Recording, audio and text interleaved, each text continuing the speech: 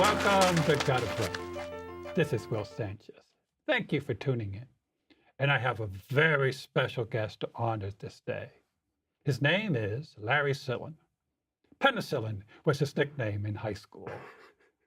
Larry is a well-known local photographer, and earlier this year, he was the recipient of the prestigious Joe Kleinerman Award for New York Roadrunners. I'm honored to have Larry as my guest. Hi, Will. Nice to be here. Larry, you're a long time photographer. The award was given because of outstanding community service. Yeah. You had many years of public service as well. Thank you. So tell us about that day. How did you learn that you got the award and so forth? Sometime in January, Mary Hoskins called me up and said, "You are the recipient of the prestigious Joe Kleinerman Award, and you are invited to the Roadrunners Club Night." So I said, okay, I already bought my ticket. So she told me, okay, well, you could invite somebody. And I thought of this gentleman, Remy Chen. Maybe he was a recipient a couple of years ago. Okay. I'm not sure. And also Michael Ring joined me too. He was at the event, and he was the previous winner of the Joe Kleinerman Award. Ah, so you have tough shoes to fill. Right. Well, he's also a member of the Prospect Park Track Club. Right. And also Achilles Brooklyn. Oh, yes. Well, we'll talk a little bit about Michael. Yeah. He's been on the show, so you had a couple of buddies there with you Right, to hold you up. Yeah. So did you have to change your clothing, turn into a tux, or, No, I just wore my sport jacket and my running tie. Your running tie. Okay. Yeah. I think Michael Rogers wore a tux, but not me. Okay. So how was it announced? And they made a speech about me, and then I came on stage, and someone gave me the award, and everybody got up and started giving me a standing ovation.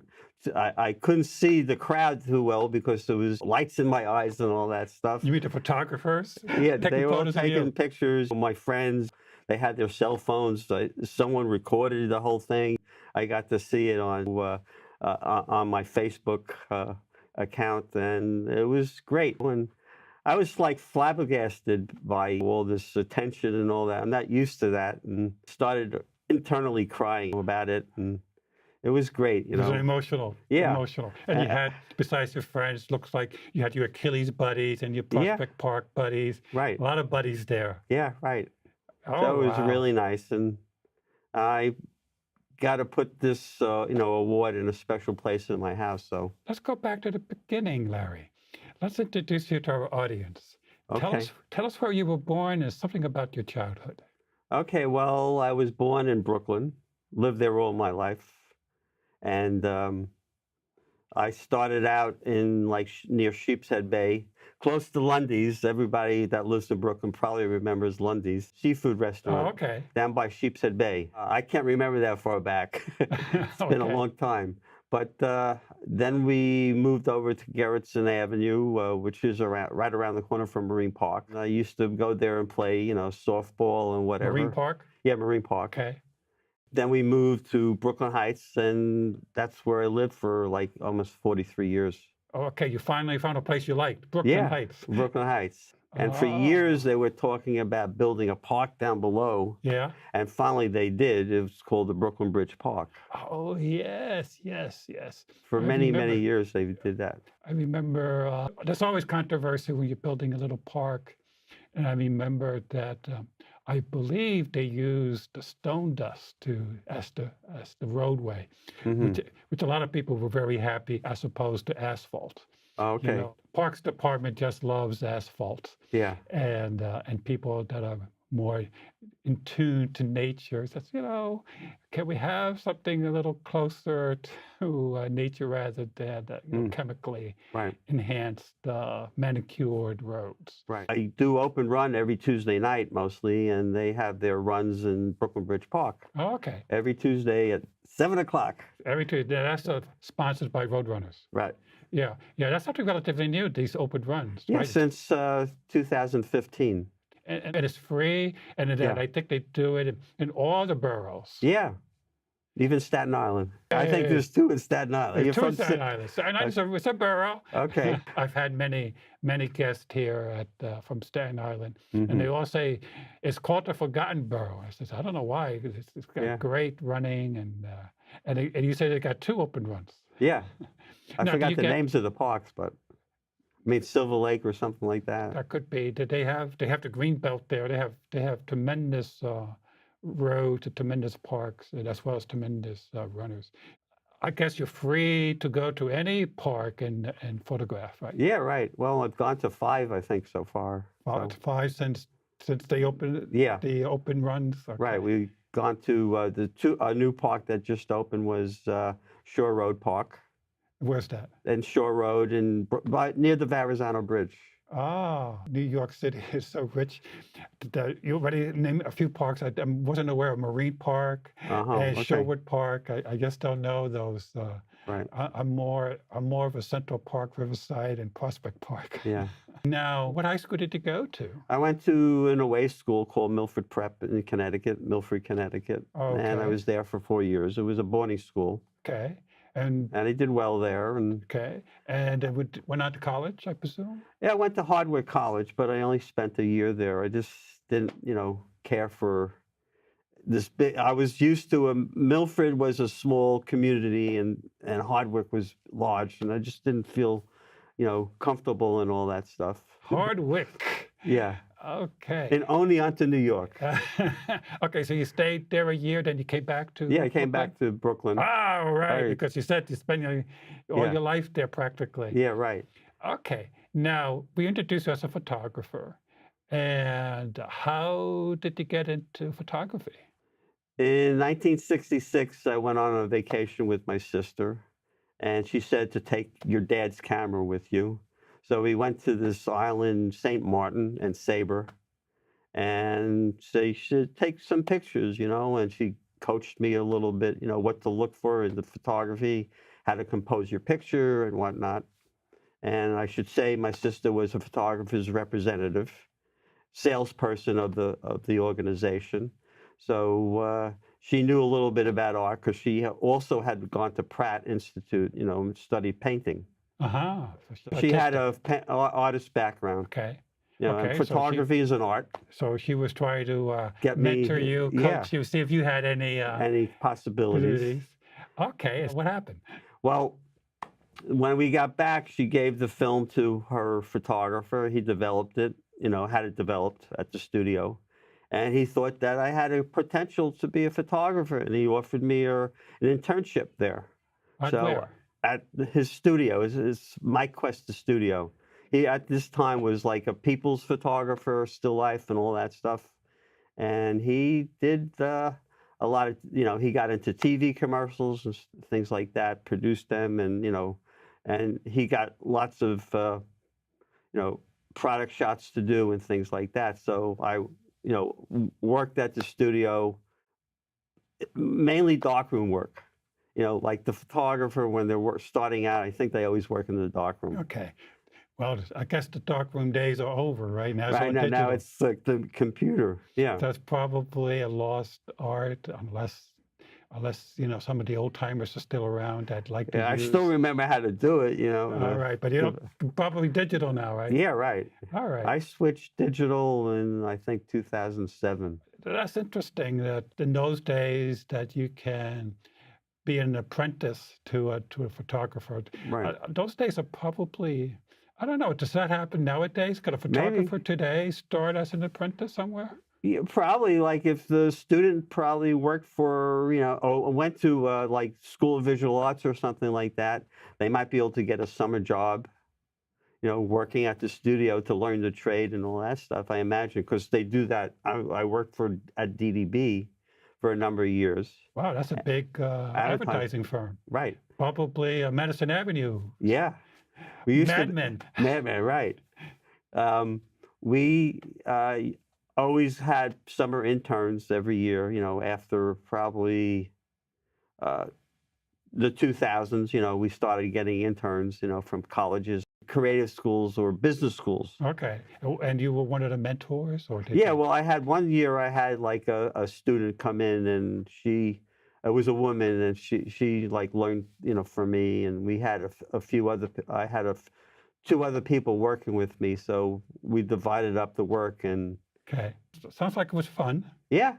Now, did you win any awards or recognition for your photography work? Oh, well, first of all, a staff photographer was just there to take pictures of people, portraits, public relations stuff, and also work on some ads that the art director was going to present to the client as a possible, ad to give to another outside photographer. Mm-hmm. But sometimes the client liked the photos that I took or my staff took so much that they said, well, let's use those. Why pay an outside? We'll just, make arrangements somehow for fees and all that. And Okay.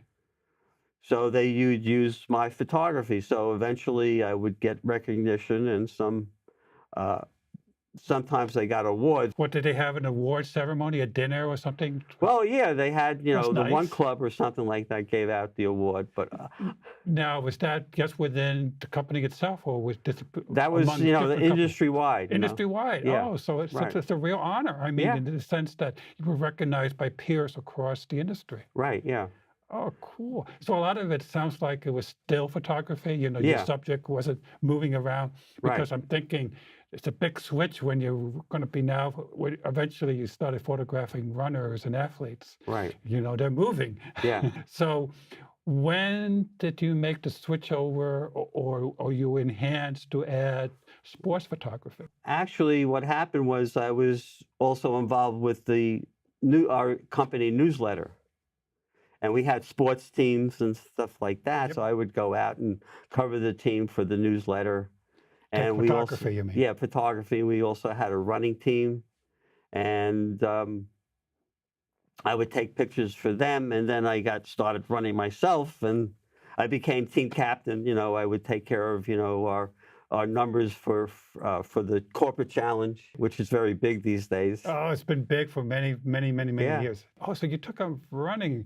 So any particular reason, or you just? Well, I was getting a little bit overweight. I had gone to this restaurant, and I had come back from the bar, and I was trying to get back to my seat, and I was trying to pass through this narrow space, and the person says, an insulting thing. I don't want to think about it, but it made me feel bad and upset.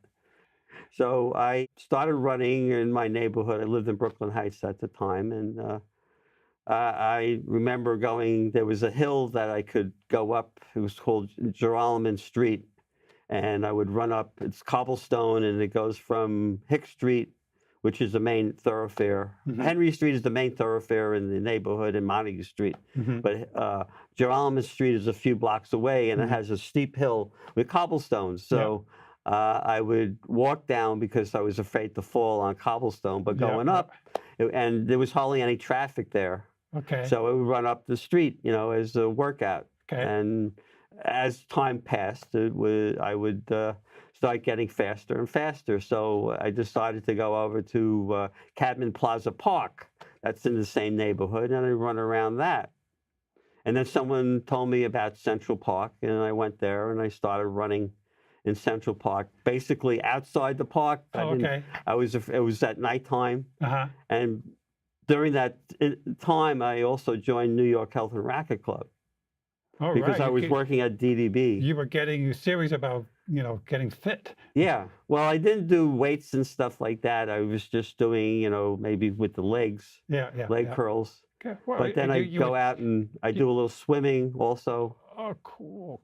So at some point, things got a little more serious, both in the running and in the photography. Did some event happen where you say, "Oh my gosh, I gotta really get more involved"? Yeah. Well, but let me start from the beginning. I had a sort of a mentor at a New York Health and Racquet Club. He told me about this running coach called Arthur Lydiard. He's from New Zealand. Famous. And he trained world-class athletes, people on the Olympic teams in New Zealand. And the person told me that that he has a book out, and then I found it, Barnes and Noble, and I decided, to read it, and I did, and there was parts of it that I didn't understand about bounding and what he meant there, and so I wanted to find out more information about him, and I noticed. I decided to run in a running camp, go to one for the summer. And what I did was I looked in Runner's World, and they had a whole bunch of camps available. And I noticed that he was talking at one in Lake Tahoe, put on by Jeff Galloway, who's Yes. an Olympian also. Yes, yes. 1972, he was Right, an Olympian. 10,000 meters. Right. He could have probably ran the Olympic marathon, but he gave the opportunity to his to a friend. That's right. Instead, and he did the 10,000 That's right. meter. He said the greatest thing he's ever done was to have his friend get into the marathon. He really felt great. I had Jeff Galloway here. Oh, okay. And he told us that story. And you met your hero, Arthur? Yeah. And that was interesting. And I was friendly with him and all that stuff. And he showed us boundary. He had this assistant with him, or a woman that he traveled with, and she showed us bounding and all what it looked like and all that stuff. And it was hard for me to do. He has trained Olympian champions, Right. so his techniques can't be difficult. Yeah. But and maybe in some cases advanced. But Jeff Galloway himself Yeah. promotes us, the run, walk, run Yeah. method, which makes it a little easier to Right. be able to run long distances. I joined the Roadrunners Club, and I was training for the New York City Marathon in 1979. But I picked up, I stupidly changed my shoes and my orthotics 2 weeks before on a long run, and I hurt my foot, and I got plantar fasciitis. So Oh, gosh. I had to drop out at my first potential marathon. Potential marathon. And I had noticed that there was a race walker that was, that was training in our area where we always met. I'd start out at 90th Street and Fifth Avenue. A lot of people go into the park over there. Engineers Gate, you mean? Yeah, Engineers Gate. Oh, everybody knows Engineers Gate. Yeah. Everybody, including Achilles, every Right. Saturday, 10 o'clock. Yep. So I would see at the same area like a bunch of Race walker. Well, wait a race minute. You must be walkers. talking about Lon Wilson. Lon, and also Howard Jacobson, I think. Also, Coach Dino. I don't know if you know Dino. Yes. Big guy. Yeah, I know. I see him at several 6-hour runs that Oh, I do. yeah. Coach Lon runs a great group. Yeah. So you got hooked up with the race walkers. Right. Well, basically, I think Howard Jacobson was conducting the race group at that time. Okay. And these were like in the 80s. Okay. So I couldn't do the marathon that year, so I decided to do it next year. But I helped out that year, 79, as a volunteer. When you went to Jeff Galloway's camp, you probably took a lot of photos there because, why Right. not? You were Why there not? Yeah. on vacation. Right. It was a camp, but Yeah. they served great Beautiful- food. Beautiful and, scenery and all that stuff. And well, I went there a few years after you did because Okay. they all remembered you. oh, okay, wow. Because they remembered you took a lot of photographs, and I took photographs that year. Okay. They were nowhere as plentiful, as good as yours, but they were very appreciative. Okay. And they remember you, and they also remember the running nun. She missed it. that Sister year. Marion. She's probably with you. Yeah. Yeah, so She's that's got a great group. story, too. Yeah. As you know, New York is blessed with a lot of good local photographers. You're one of them. Mm-hmm. Thank you. And one of the things that I mentioned before we started the show that you keep hearing online from the runners, I never take a good photograph at the finish line. So while you're here and Yeah. you're taking the photographs, what are some of the tips you can give our audience, our runners, in order to get a better photograph? Well, first of all, don't look at your watch and smile. That's important. Look like you're having fun. Right, yeah, Okay. because that's what they like. And then arms out or hands up, stuff like that, Good point, because every time I look at the advertisements where they have it on the subways or in the bus stations, they always have some winning smile with the arms outstretched. I've gotten into a few, because I've gone like this, I fly across the finish line, I'm flying down the course or something like that, and I see a photographer, even though I have my camera in my hand. Okay. You run with your I camera. run with my camera. This way I can get pictures if I feel like along the course, Okay.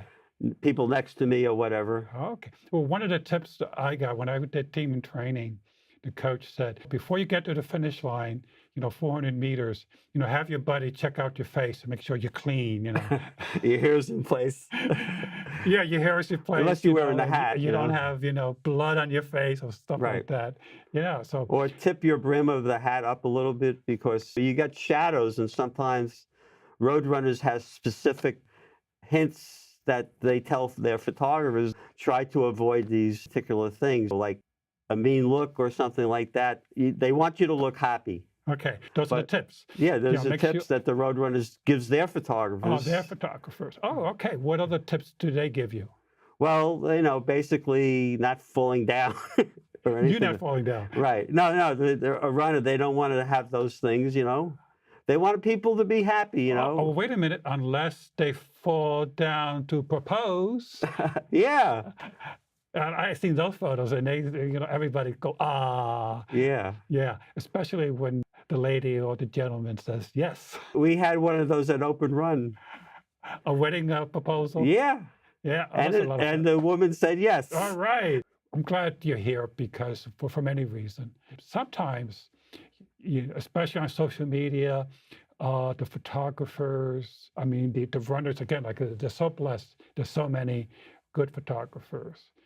Most of the photographs are free. The ones that aren't usually will have, marathon photo across it. Right, yeah. They'll even take those and put it up as their profile. Right. But, when you get together with the other photographers, how would you guys like to be acknowledged when a runner uses one of your photos, one of your free photos? If they're using it for Facebook, maybe they should link me or thank the photographer they used. That's a decency, thing. It doesn't have to happen all the time, but a lot of the people that I put a lot of my stuff on Facebook, and a lot of them put like, and like they punched a like or love, or wow. Okay, you like that. You like to get that kind of feedback. Yeah, right. Everybody likes feedback and appreciation. Right. Yeah. So. That's a helpful hint, okay. But, just thanking the photographer. Yeah. And I do get, like I'm at a run or something like that, and I'm covering it, and a lot of people come over to me and thank me for, sharing my talents with them, giving my free photos out to the general public. I mentioned that you're one of, like I said, New York is blessed with many photographers, some of which, New York Roadrunners hires. Do you have personal favorites among the New York crowd? Well, I like Ben Coe. I think he's an awesome photographer. He might, he does a lot of stuff like in black and white, but he shoots it in color probably, and he switches it to black and white in Photoshop. Yeah, he's with the Dashing Whippets. Right. And everybody loves Ben's photos, because not only does he, take a lot of Dashing Whippets, but he takes everybody's photos. So you never know who might show up on one of Ben's albums, and it's usually a very attractive photo, because I think he goes back to the studio, and like you said, he either uses Light Shop or uses some kind of software to white balance it. Right. In the old days, how would you white balance it when you develop a photograph? Well, I would use slides. I shot, way back when I was shooting with slides and all that stuff. Okay. And nowadays, do you even bother to white balance your photos when you take them? No, well, basically the camera does everything for you. Oh, okay. So you line it up so that I'm just concerned with the composition and all that stuff. And okay, so you're ready to do the white balancing within the camera itself. Yeah, the camera adjusts everything. It's auto white balance I use. Okay, auto white balance. I'm more of a background from video. And as you know, video can be very tricky. Right. Sometimes it's overexposed, sometimes underdeveloped, sometimes, oh my God, how am I going to save this? Right. So there's always, tricks of the trade that we rely on.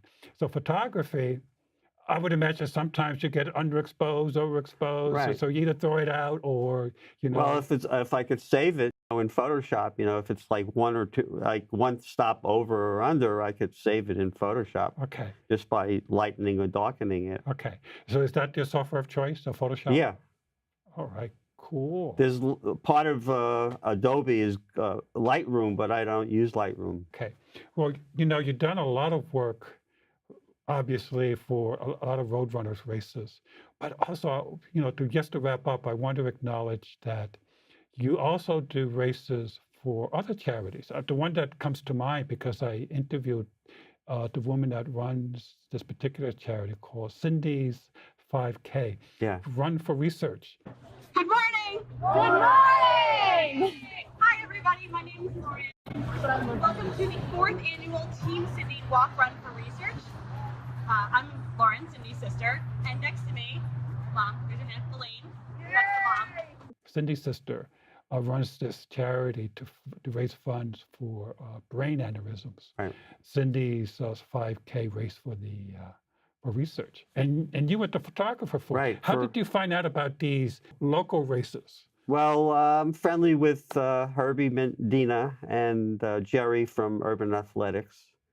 And I think both Herbie and Jerry asked me if I could take pictures at, this race that they're conducting. So it's a lot of word of mouth, Yeah, So right. Talk to Larry. Okay. Especially with Herbie Medina, he's an ambassador Right, to for runners. Well, listen, on that note, thank you so much for coming in. You're welcome. Nice to be here.